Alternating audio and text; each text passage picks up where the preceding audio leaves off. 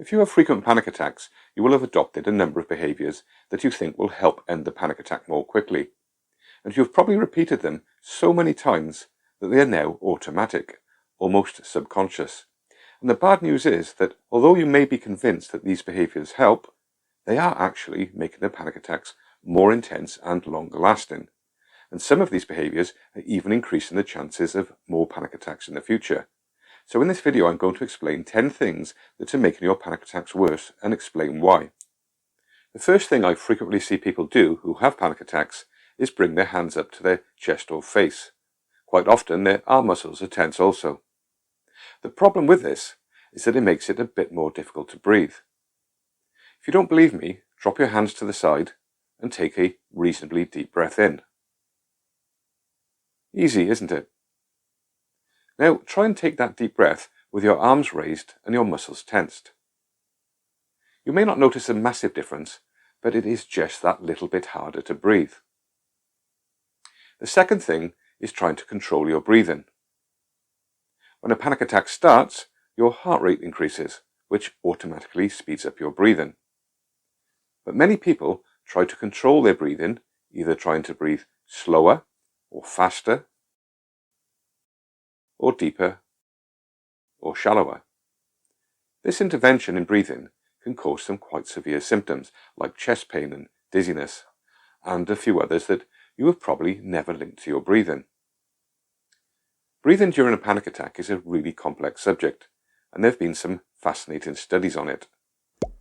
I've made a whole video on this subject, which I have linked above. 3 is swallowing. During a panic attack, some people get a strange feeling in their throat. This is caused by one of two things. One is called the globus sensation, which I explain in my video why you get a lump in your throat when anxious, which again I've linked above. The other is palpitations. When your heart is beating fast and strong, you can sometimes feel it in the upper chest or neck. This is because the blood is pumping through the carotid artery that leads from the heart to the brain. Whichever one it is, you might get the idea that you are choking, or there is something stuck in your throat. So you start trying to swallow. The problem is that this makes breathing more difficult. This is because while you are swallowing, the airway closes, so you can't take any air in. 4 is monitoring your heart rate, but inevitably your heart rate will be fast, and when you see how fast it is, it makes you even more anxious, which makes the heart go even faster. 5 is Googling.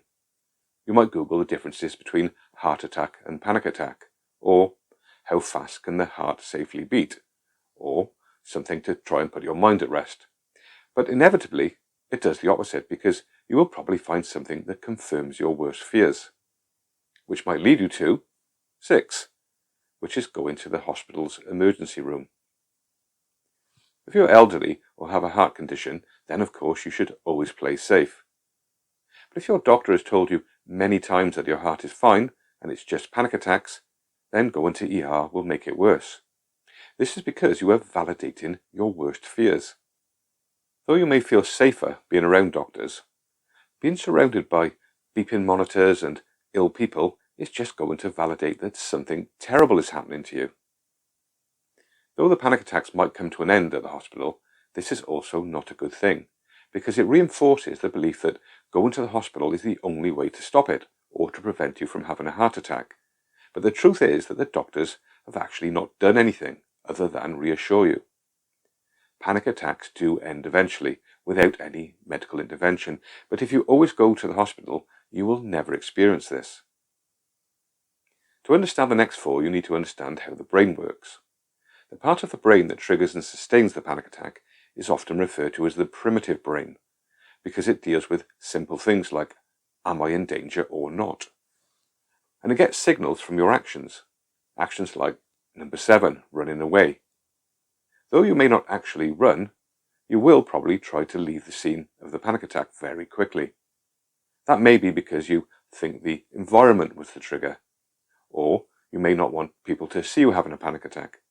This primitive part of the brain sees this as confirmation that there is a danger, so it speeds up your heart rate and breathing to help you fight or flee from that danger, which makes the panic attack worse. If you can't stay where you are, walk very slowly away. This will reassure the brain that the danger isn't that serious. Another thing that sends the wrong message to the primitive brain is seek and rescue. This could be calling a loved one or maybe calling the emergency services. The signal it sends is that what is happening is so dangerous I can't handle it on my own and need to be rescued. 9 is lying down. If you were generally having a heart attack, you would lie down. So the act of lying down is signaling to the primitive brain that something is very wrong, which again is going to increase the fight or flight response. 10 is distracting yourself. People try all sorts of things to distract themselves, but the message it sends to the primitive brain is that what is happening is so bad that you can't face it.